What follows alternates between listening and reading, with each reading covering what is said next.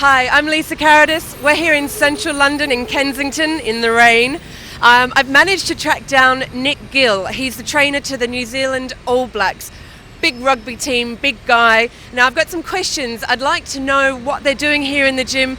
They're touring around the country and around the world, in fact.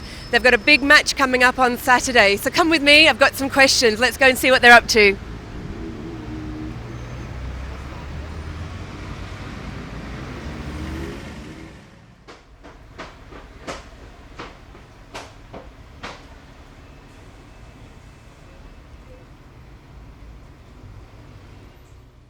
Right, I found him. Here is Nick Gill. He's the trainer to the All Blacks New Zealand rugby team. They're here in London. I believe they've been on tour in many different countries, travelling, training, competing. They've got a great big match coming up. So I've got some questions for Nick. I want to know, Nick, I want to know, what are you doing here in the gym? What happens after you've landed? How are you all feeling? Do you recover from jet lag quickly, or do you need a few days? The travel's a big thing for us. Sunday after a match will take us 20 hours to get to the next country, typically. So 20 hours, that's buses, that's planes, that's airports. So you can appreciate that the next day we're all feeling a bit flat and tired. So what we do in the gym that first couple of days is pretty important, that we don't hurt anyone, okay. But we still maintain strength, muscle mass, power, speed. Okay. So the long haul travel, the lots of travel, that does affect training load in the initial few days, but we just get on with it. Okay. We don't have a choice, so we just get on with it. Okay. So how long do you need? Say a day or two? You've got 20 hours just to adjust to a new time zone. You just do some gradual training leading up to the match. Is that right? Not really. We basically the first day after a big flight we'd have a light training, okay. And a light gym session and massage, okay. But we're straight into training the next day. Okay.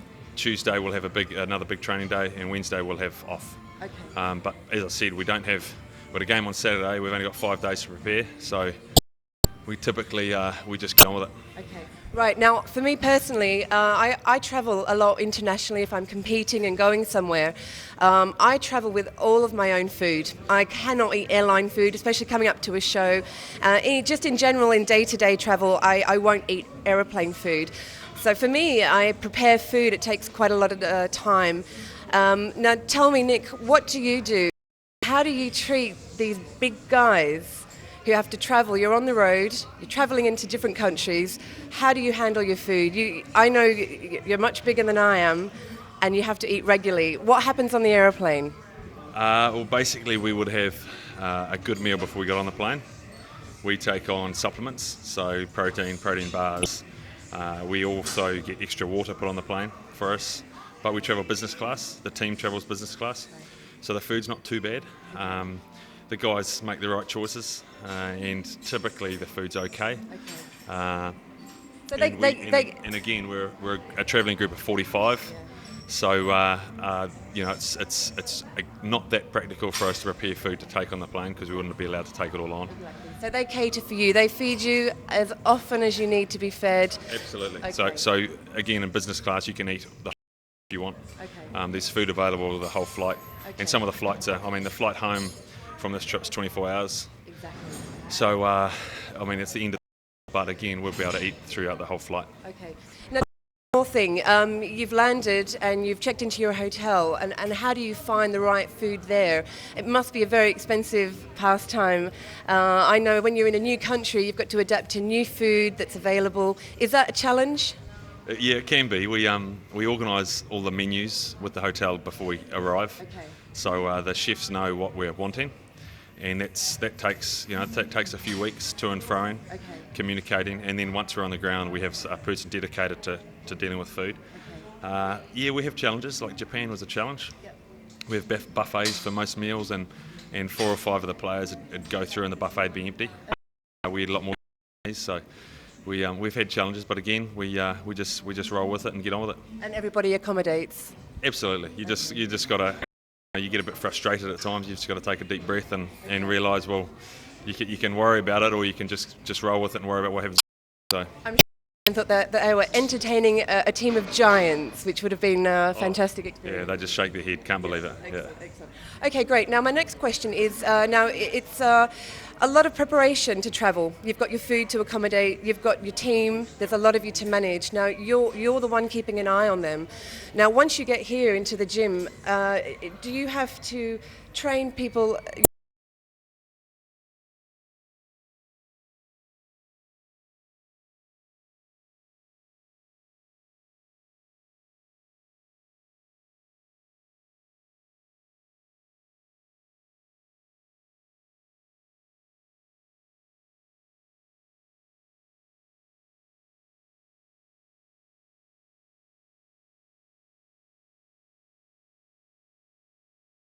individual to be better in their position? So the gym programs are tailored to suit that player's need on that particular week. Right. And it can't be planned way in advance, because one week you're playing, one week you're not playing, or you've got a sore shoulder so you can't do so and so. So it's very much we adjust on the run, if you like, based on needs, based on fatigue levels, based on travel, based on injuries. Okay. So they all have specific needs, all do achieve or try to work on specific things in the gym. Okay, Nick, you've told us a little bit about your training regime in the gym. Can you just tell me a little bit more? You've got a whole team of guys, big guys. You've got a big match coming up. You're in a foreign country. Why is it different? What's different about your atmosphere? Is it being a new away from your usual day-to-day environment? Yeah, it's one of our biggest challenges. The All Blacks don't have a home. We don't have a base, so we don't know anything different. In commercial gyms all around the world, even around New Zealand, we don't have a base. So we're commercial gyms or gyms at specialised rugby facilities. But again, the guys spend so much time in a bus that we try to make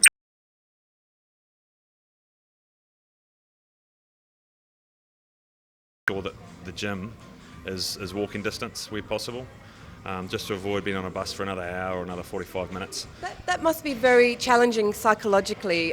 I'm sure you don't just have your physical needs and requirements of training and performance. So are you responsible for the psychology behind keeping these up, enthusiastic and motivated and recovered from travel and being on the road and not in the same environment on a day-to-day basis?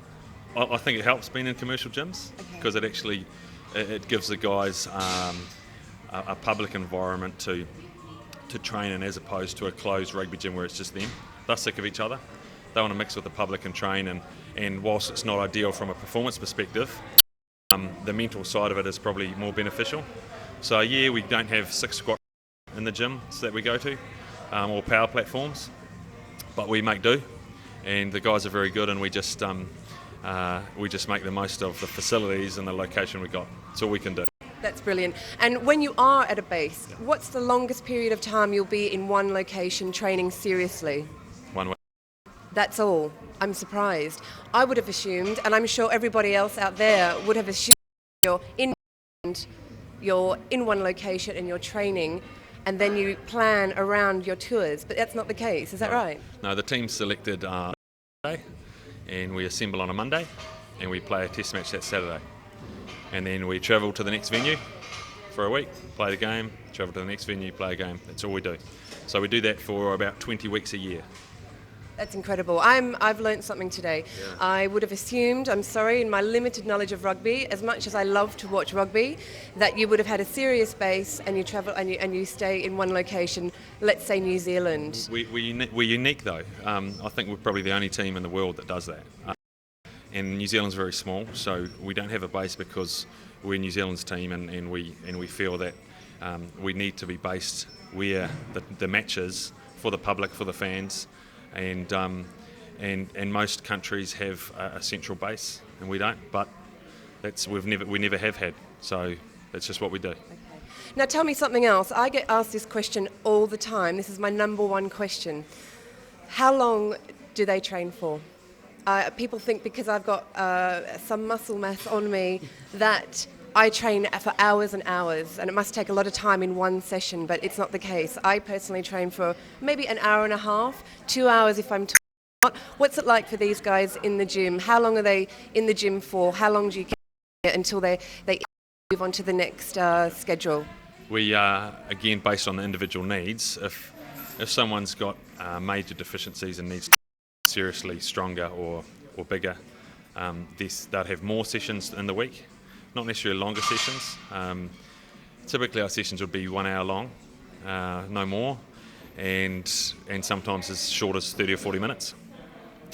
But it's those sessions within the week that changes for the individual. So it might be 2 sessions for a Richie McCaw who's playing 80 minutes, who's very beaten up and sore, doesn't have deficiencies, so he's in a maintenance phase. He might do 2 40-minute sessions a week. What do you mean by deficiency? Well, he hasn't got any areas that he seriously needs to improve to make him a better rugby player. So he's already got good muscle mass, he's already got good strength levels, he's already quite powerful, he's got good core strength. He generally has a lot of rehab to do, so he does probably more rehab than strength weights. But some other guys who are young rugby players who need to put on 5 kilos of muscle mass, they might be in 4 times a week for an hour. And doing heavy, high-intensity training to put on muscle mass? Yeah, well, that's the other thing that we have to balance, is that the guys have training as well. And like on a Tuesday, we might 9 kilometres. Some of our players will cover 9 or 10 kilometres. So trying to put on muscle mass when you're running 9 kilometres poses its problems. So, and in a test week, if they're playing on Saturday, we don't want to train at too higher intensity because they'll be too tired for Saturday. Exactly, that's very important to balance your training schedules. These guys are huge. They're big, powerful athletes. They've got to eat right. The psychology's got to be right. You're the one in charge of balancing out that training. And I can see you've told me about the rehab side of things. So not only do you have players that have to gain muscle mass, but you have to address injuries and rehab, and everybody's different, aren't they? You have to be very person-specific. Yeah. And the key there is the player is central to that. The players that we're trying to develop are independent and aware of where they're needing to go for that particular week. So we put a lot of ownership on them planning their week. And the content, again, is dependent on how they're feeling. Like, we don't want to do a high volume, high intensity muscle building session if they've got a game in 3 days, or they've got a big training session that afternoon. So it's all balanced, but generally we have a strength and power focus in the gym. So heavy weights, long rest, plyometrics, explosive dynamic lifts, Olympic lifts. That's the sort of the generic side of the program, and then there's tweaks to that. It's very interesting. So you can see here, this type of training is very diverse. There's a lot of points that need to be addressed. These guys are big athletes. They're on the field, they're big, they need to eat well, they're travelling a lot. Not only do they have to be big, but they've got to be fast and agile. For me personally, I know how static my training can be, as also for other bodybuilders. It's hard work. But here, talking to Nick today, I can understand that he's got to monitor each individual player that needs specific training to boost their levels of fitness and their performance. It's very interesting. And so Nick, just thanks for talking with us today. Okay, now perhaps we'll get some footage later of the guys. We had them all in here the other day, all team members in this gym. It was jam-packed full of rugby players, not just any rugby players, it's the New Zealand All Blacks. And I have to say, I think they're one of the most exciting teams to watch. They've got that haka at the start of the match. These guys are big guys, so I find it very, very exciting.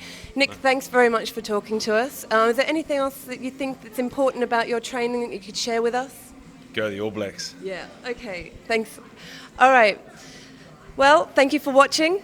It's been great to see these guys train here in Club Kensington, and it's been even better to talk with trainer Nick Gill about the personal needs for every player.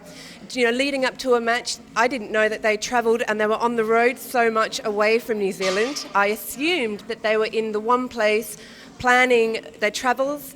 I know how hard it is as an athlete to find the right food and keep the same motivation when you're travelling. So it's been very interesting. I hope you've learned as much as I have today.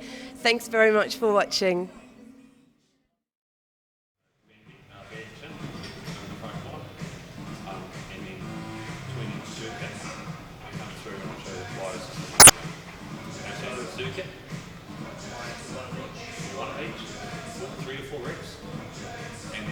Pliers, and then we come back into the circuit 3 or 4 times your core. Okay? We're going to just warm up.